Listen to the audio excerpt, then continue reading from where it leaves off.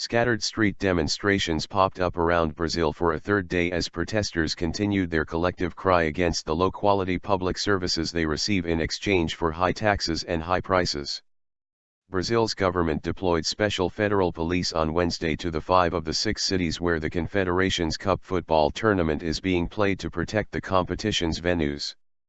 The government reaction is notable given that the Confederations Cup is seen as a dry run for the World Cup next year. The national force, composed of police and firefighters from different states that are called up for duty on special occasions, is a conciliatory, mediating force, not repressive, the Justice Ministry said. Protest organizers said new mass demonstrations will be held in São Paulo and Rio de Janeiro on Thursday. In Rio, protesters plan to march to Maracana Stadium where Spain and Tahiti meet in a Confederations Cup match. On Tuesday, tens of thousands of people have taken to the streets of several Brazilian cities for a second night of largely peaceful protests over poor public services, high prices and corruption.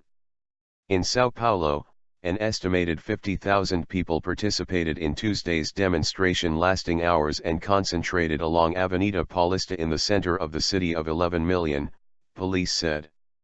A vehicle belonging to a television station was set on fire in front of the mayor's office. Windows of the building had earlier been smashed by rioters, and police withdrew into the building. Thousands of people also demonstrated in São Gonçalo near Rio de Janeiro, as well as in Belo Horizonte, amid a large police presence. Protests a day earlier saw an estimated 200,000 people in the streets across the country, around half of them in its second-largest city of Rio de Janeiro. The unrest first broke out in São Paulo last week against an increase in public transport prices. The target of the protests quickly widened to include corruption and excessive government spending on hosting football tournaments instead of on health, education and other public services. Key demands. The protests have continued to escalate despite President Dilma Rousseff acknowledging the need for better public services and more responsive governance. The massive size of yesterday's protests prove the energy of our democracy, the force of the voice of the street and the civility of our population, she said. My government hears the voices clamoring for change, my government is committed to social transformation, she said.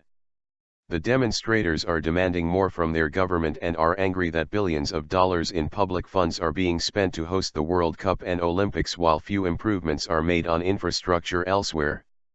The Office of the United Nations High Commissioner for Human Rights urged the Brazilian authorities on Tuesday to exercise restraint in dealing with the protests and called on demonstrators not to resort to violence in pursuit of their demands. The UN body said it welcomed the statement by Rousseff that peaceful demonstrations were legitimate. A survey by the Datafolha polling agency suggested a large majority of participants at the São Paulo protest on Monday night had no affiliation with any political party and nearly three-quarters were taking part in the protests for the first time. The protests are taking place not only during the Confederations Cup but just 1 month before a papal visit, a year before the World Cup and 3 years before the 2016 Olympics in Rio de Janeiro. The unrest is raising security concerns and renewed questions over Brazil's readiness to host the mega events. Despite this, the historic wave of protests has gained some important allies, the Brazilian national football team.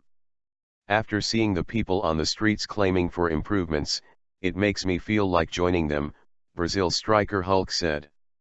They are doing the right thing, what they are saying makes sense and we have to hear them. Brazil needs to improve. We all know that.